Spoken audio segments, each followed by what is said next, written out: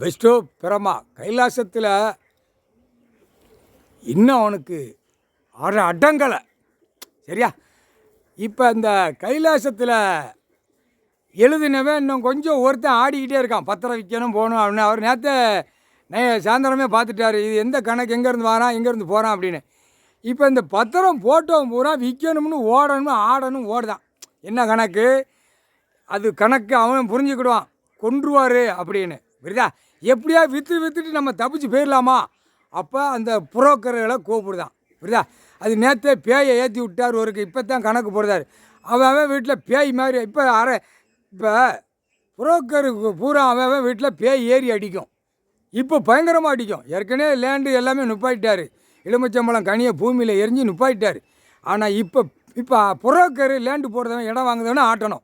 புரியுதா? இவன் ஒரு ஆட்டினாத்தான் சரிப்பட்டு வரும் அப்படின்ட்டார். அதான் பேயை ஏற்றி விட்டார் நேற்றே. அப்படியே பேயை வாங்கிட்டு டூ வீலரில் தூக்கிட்டு போகிறான். போடா அப்படின்ட்டார்.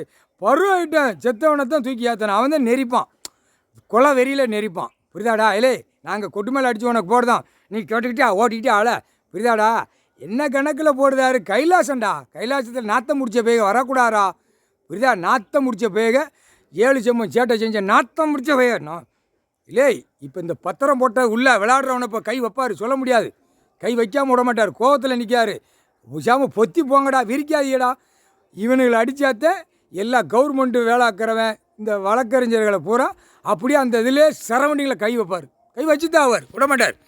ஆடாமல் போங்கடான்னு இவனுக்கு எவனா சொல்லணும். அதுதான் அதிகாரியை செவுட்டில் ஒரு அரை அரைஞ்சுக்கார். ஒரு அரை அரைஞ்சவொடனே ஒரு காது அடைச்சி போவோம். அடி எப்படி கொடுப்பான் வானரப்படையார். எல்லாம் தாட்டியமாக நல்லா 10 நாளைக்கு சாப்பாடு.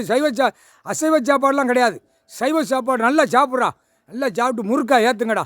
10 நாளைக்கு உள்ள கைலாசத்தில் வந்த உடனே சுற்றி டெல்லியிலேருந்து தமிழ்நாடு வரைக்கும் அவனுக்கு பூரா நல்லா சாப்பிட்டு நல்லா தாட்டியமாக ஏற்றிக்கோங்கடான்னு குடுப்பில் ஒரு அறையில் காது 2 செவ்வி அந்து போகணும். அந்த மாதிரி கொடுக்க விடுவார்.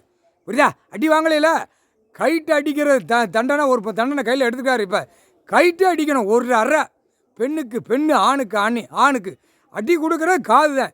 அந்த காதை கேட்டு தானே எல்லாம் தப்பு செய்தான். அந்த காது கேட்கக்கூடாது. அட்ரா ஒரு அறா கொண்டாரவளிமன் அட்ரா அந்த அடி கொடுப்பாரு. முக்கால் சத்தியம் புரிஞ்சுக்கோங்கடா. அடி குடுக்கிற குடுப்பில் காணொலியில் டெல்லியிலேருந்து தமிழ்நாடு வரைக்கும் அப்படியே அலறுவான். முக்கால் சத்தியம்டா. இப்போ நெரிப்பாருடா. இப்போ அரசியல்வாதியை ஒன்றுக்கு இப்போ கடிக்க விடுவார்.